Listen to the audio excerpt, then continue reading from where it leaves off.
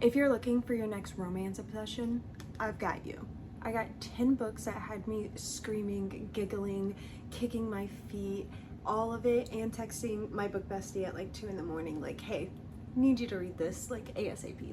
Now, I have a mix of everything. I have spicy, I have emotional, I have YAs. I tried to add a good variety of different things in here. Are these my god tier romance books?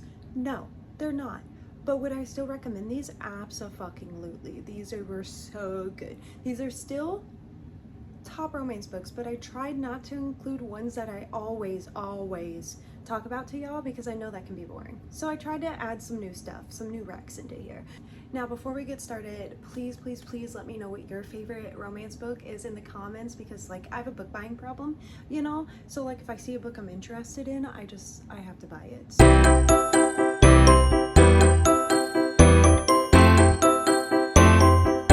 I'm so excited for this video. Romance is like my favorite genre. It is the genre that really like kicked off my reading journey and everything. So like romance just will always be my go-to, one, comfort genre, two, just like get me out of a slump. So it is my most read genre from last year and this year so far as well. Duh. Starting off with book number 1, we have Desperate Measures by Katie Robert. This is a new, I guess, like edition is what you could say. The previous edition, actually, I have. They are redoing the covers, so this is what they used to look like, and this is what it looks like now. It is a huge improvement with sprayed edges. I'm absolutely obsessed. I do have these original covers for the whole series, and I will be buying all of these because I love the series so much. I really do. Now, is this series for you? If you are someone who does not mind dark romance, this is a good book for you, honestly. I will tell you, there are darker themes in this. This is not for like you fluffy rom-com-y girlies, okay? It's just not. This is like a Disney retelling series, and I will tell you, these books are extremely spicy. Like I would say 90% of the book is spice and 10% is plot, which is fine.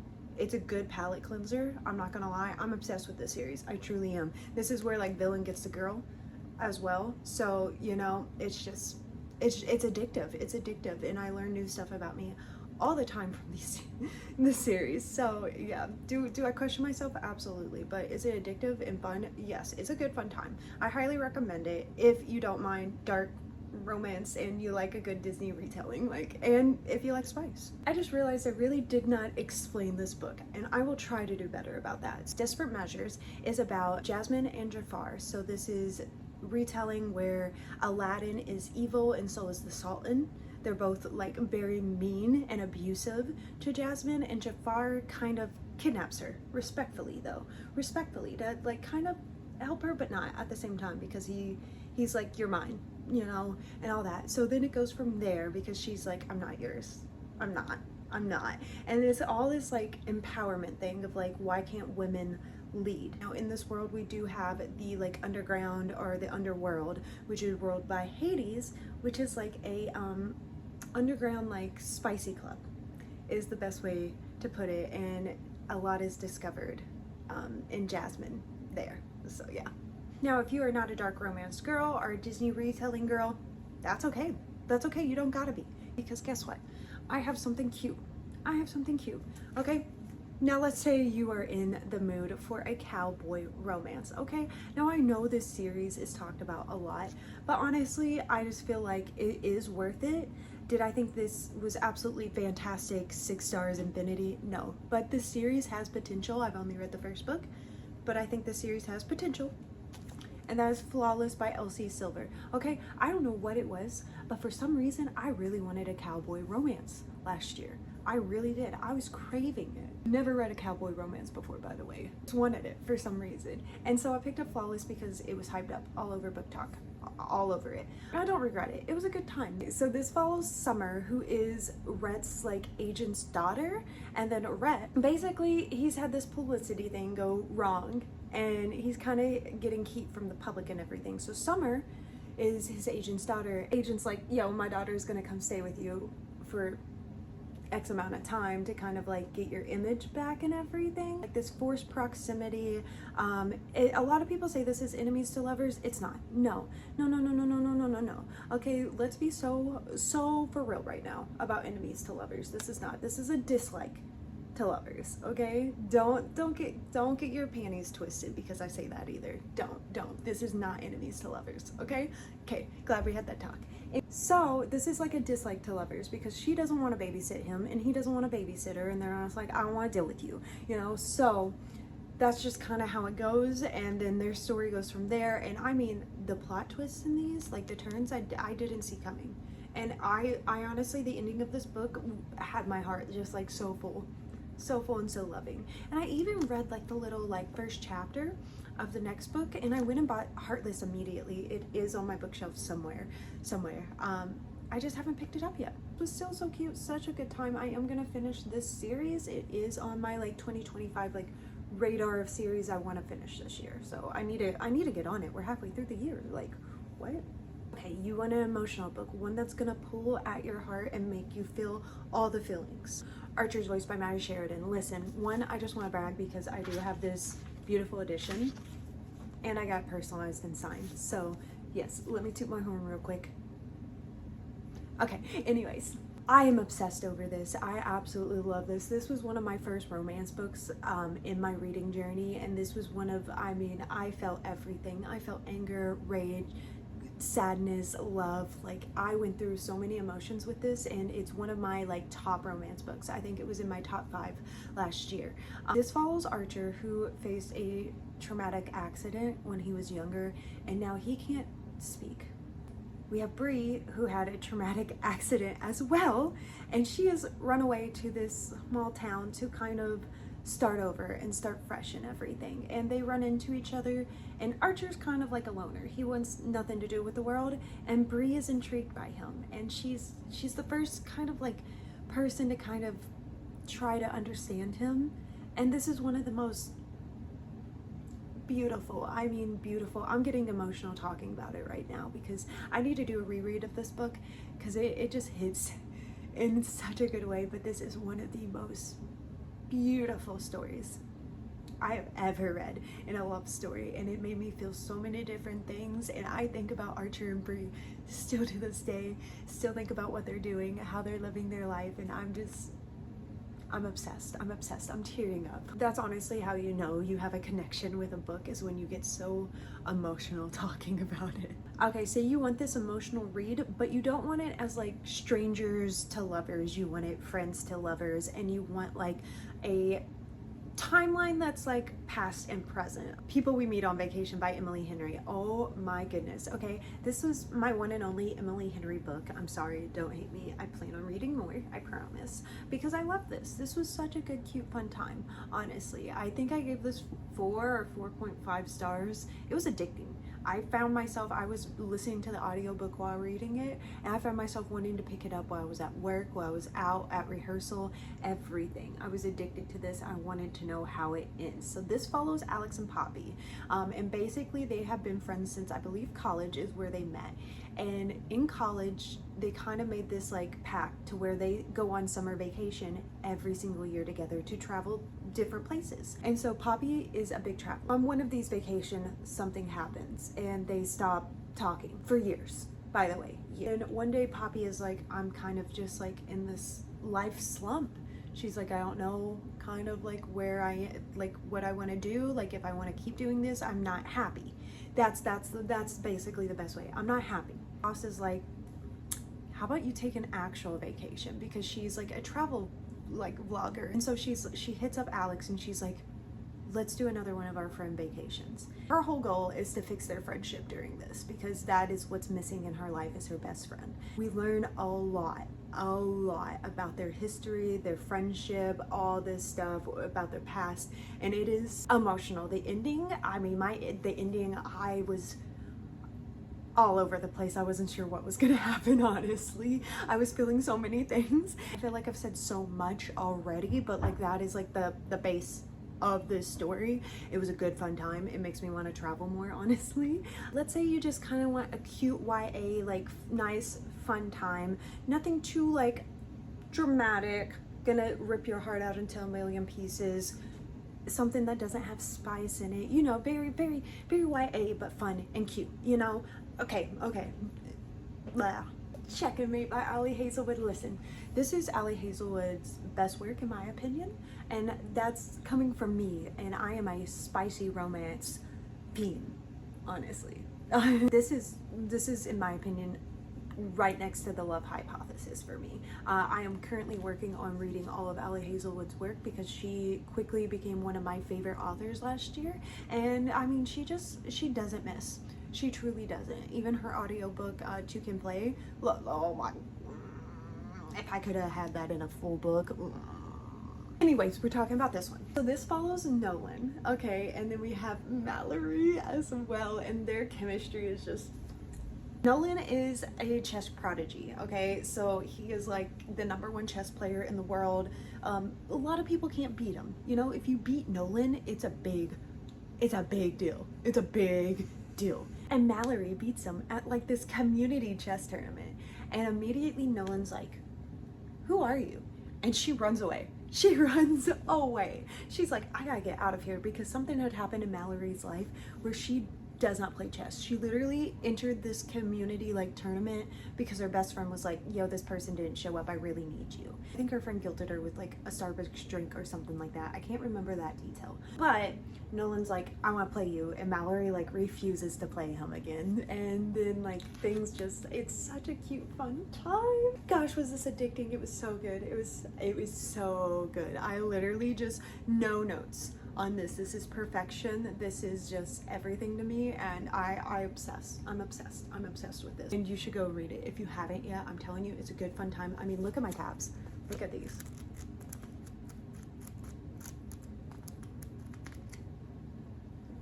Oh, but you want spice in your book, but you still want to have a good fun time? The Deal by Elle Kennedy. Okay, it is a hockey romance. It is. And my book bestie, Haley, harassed me. Okay, I wouldn't say harass me, okay? I would feel like she's harassing me to read ACOTAR and like a couple other things. This was not much of a harass. This was, if you love The Icebreaker, Moo, I really think you would love The Deal. And finally I picked up The Deal because I was in another hockey romance mood. I think I'm becoming a mood reader, which is not good because I want to do specific videos for you all. Haley told me if I liked Icebreaker, which I gave 5 stars, she was like, "You'll love The Deal. I promise you," because she read both of them and she knows my type. I really do trust Haley.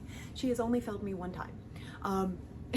So we have Hannah and Garrett, and okay, and Garrett is the standard for book boyfriends at this point. I understand the Garrett Graham hype.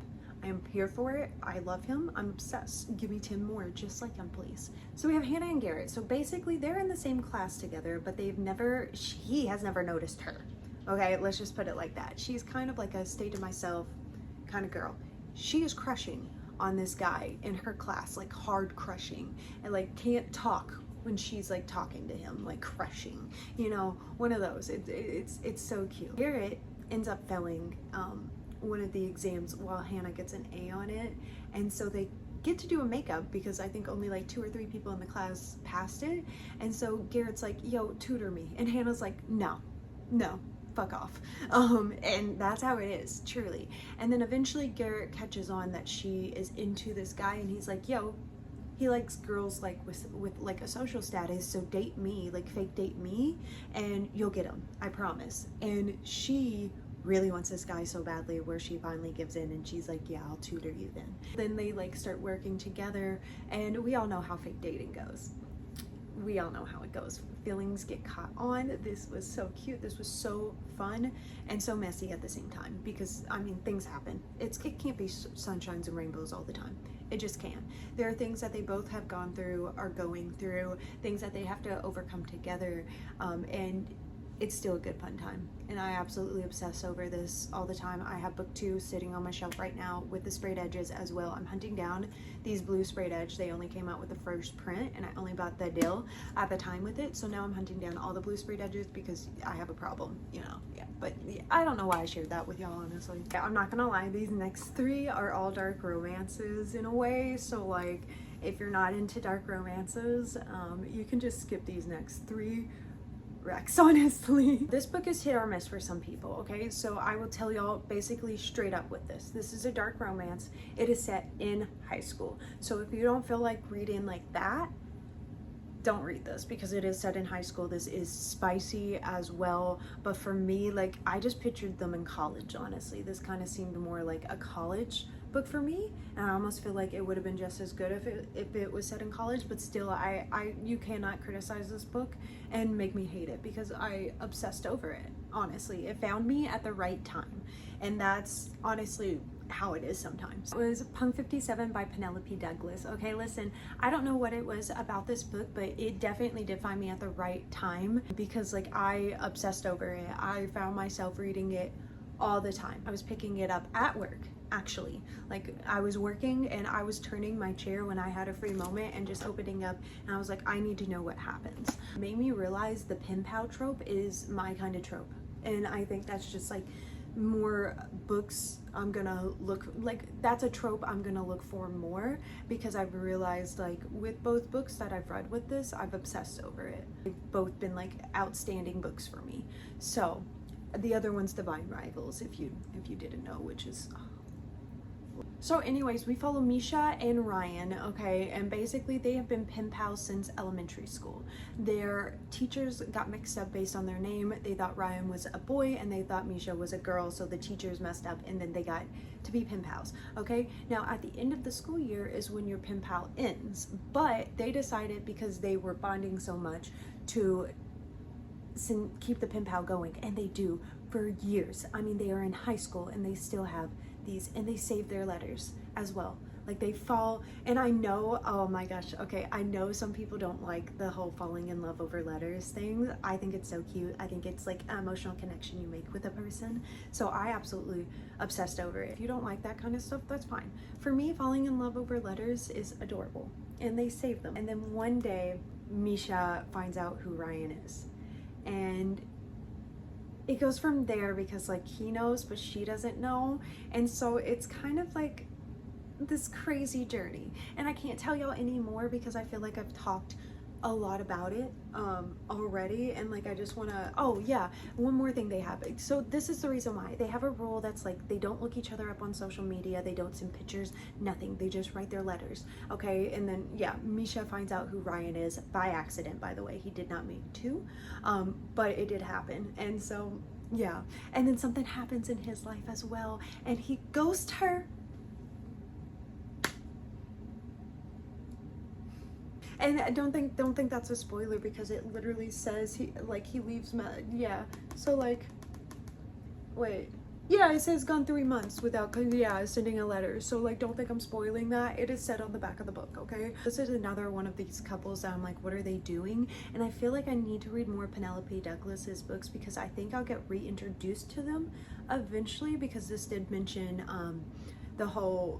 some characters from other series. I haven't read her other series, so I'm not sure who they are, but I know they're connected somehow. I know they are. So you like the idea of a dark romance as a Disney retelling, but you don't want it to be 90%, you know, spice and 10% plot. Scarred by Emily McIntyre. Is this the first book in the series? No. Will I always recommend this book out of the entire series? Absolutely. Absolutely. I am obsessed over this. I still think about Tristan and Sarah to this day. I'm obsessed with them. I'm obsessed with their story. I was addicted to this too. I found myself at like 5 a.m. reading this, like staying up till 5 a.m. reading this, needing to know what was going to happen to them. This is a Lion King retelling, and it is so good. So Emily McIntyre is just something different. Takes these cutesy stories and turns them dark and twisted and so good. But like, the plot in this is so amazing. So we have two brothers, and Tristan is one of the brothers. And anyways, what happens is Sarah is going to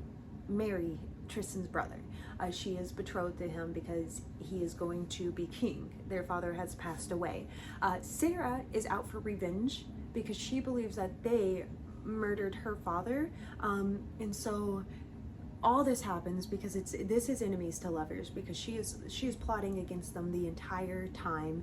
Meanwhile, she's like mad at herself because she can't deny this attraction to Tristan, but she's also supposed to be engaged to his brother and all that. And then he finds her so fascinating as well, and some of the stuff that this man does is just absolutely crazy.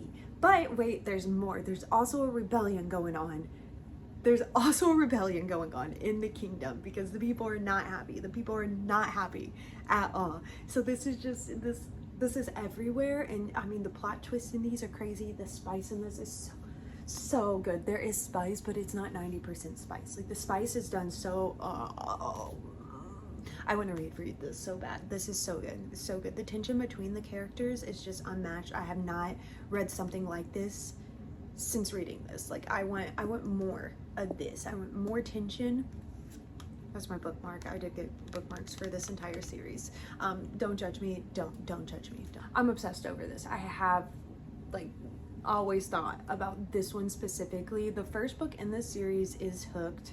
Like that's technically, if you want to start with one, you should start with that. I'm a sucker for reading things in order, so like yeah, but like if you're only gonna read one in that series, like read this one. I am harassing Haley about reading this one. I'm like, please, I know you read Hooked. She is a big like Peter Pan retelling person, and she's like, I think I'm just gonna read the Little Mermaid one and be done. And I'm like, please read Scarred, please. So harass her with me, please. If you've read this and you love it, please in the comments be like, Haley, read Scarred, all caps, please. I don't really know how to explain this one. This is dark romance guilty pleasure, honestly. A nice spicy fun time. There is plot to it, but it is spicy. Let's just go pre-spicy era Simone. Okay, listen, okay. Oh, this is so spicy. It's so spicy. So obviously this is about a priest and this girl. So we have Tyler Bell, Father Tyler Bell, by the way. And oh, do we love Father Tyler Bell? Yes, we do. And then we have Poppy. Again, another Poppy. Love. Okay, so Poppy has moved to the town and she is kind of trying to find her religion and everything. So what does she do? Confession. She goes to the confession and Father Tyler Bell is there. And he hears her voice, and just automatically from her voice he's like, who's this woman? And she leaves, and while she's gone this entire time he's like, what's that? Who is she? He's like still thinking about her, right? Then she comes back to confession, and oh my gosh, the temptation he goes through is actually unmatched. But what's so cool about this specifically is the religious references made like during the spicy scenes. I know that sounds crazy. It is, but like there are moments in their spicy scene that they are like, oh man, I can't talk about it. If you've read this, I feel like y'all understand like what I'm saying. This may offend some of y'all. If you are a super big religious person, like this may not be the best read for you. And now I feel bad for putting it on the list because I highly recommend it. I had a good time. It was a nice, spicy, fun time. I don't know. There was something addictive about this. The tension between these two characters, the we can't be together but we want to be together, like all that, and then the journey they have to go through and everything is just, it's something different. Like this is so unique. I haven't read something that describes some of the things that go on in this book the way it was, and I have it signed by her. So like yeah, this is our last book rec, and honestly this was one of my favorite reads that I've had this year. So I'm excited, and this is from one of the authors that I've already brought up already, but this is a different, I've never read a sports romance like this before. Okay, so this is a swim dive romance, and so if you are interested in that, say you're tired of like hockey, soccer romance, you know, basketball romance, you know, and you're ready for some kind of different sports romance, okay? Deep In by Ali Hazelwood. Okay, this book is getting so much hate on BookTok, and I honestly just don't understand why. I'd like, did we read the same book? Did you even make it 50% of the way through before you DNF'd it? Like, which if you DNF it before 50%, don't take that offensively. It just, words come out of my mouth, you know? I had a good time with this. I gave it 3.75 stars, not my highest rating. It is the lowest rated Ali Hazelwood book that I have given, but for that, still like 3.75 is still so much fun. For me, it probably would have been higher if I did not listen to it on audiobook. I don't recommend the audiobook. I don't like the male's voice in the audiobook, and that's just me. Maybe you will like it. I just didn't like his accent, if we're being honest. I just didn't, or his tone. This follows Scarlett and Lucas, and Scarlett is a diver who is recovering. She's already recovered, okay? She had an injury, she is recovered, but she has a mental block in her head from the injury, so she can't do the move that injured her. Meanwhile, we have Lucas, who is a swimmer, who is like top-notch swimmer. So like everyone knows he's a shoo-in for the Olympics, and Scarlett wants to go to the Olympics. So we have their story. Basically, Lucas at the beginning of the book is dating Penelope, who is Scarlett's like best friend and everything, and Pen breaks up with him because she's like, we're into different things and like you should not be settling. It goes from there because Scarlett sits down with Pen and she's like, well, like, it's not so weird to be into that kind of stuff. And so Pen's like, oh, y'all are into the same thing, like maybe y'all should talk about it. Things get messy, I'm not gonna lie, it gets messy, but I think this was so good. This was so good. And I was tabbing it pretty decently, and then I finished the rest of it on audiobook on a drive. I finished like this much on audiobook on a drive, but I still had a good time. It was so good. The spice is definitely top tier to me. Okay, now when I think about it, I should have rated this book higher than what I gave it, but the audiobook just threw me off, honestly. The spice in this is one of my favorite spicy books ever. Like, I don't know what it was about this spice specifically, but it made me realize, like, okay, like I'm into it. I'm so into this. Like I am curious. So take that with what you will. I had a good time. It's a good fun time. I promise you, I meant to make this like a shorter video where I just said like a sentence about the books and then moved on, but you know, I'm a yapper. I can't help it. I'm sorry. But if you saw any books here that you would like to grab, I do have them all linked on my Amazon storefront. I will have the link in my bio. You can check that out. You can also check out some of my other books that I absolutely obsess over as well. But thank you all so much for watching. I appreciate y'all, and I'll see y'all in the next one. Bye.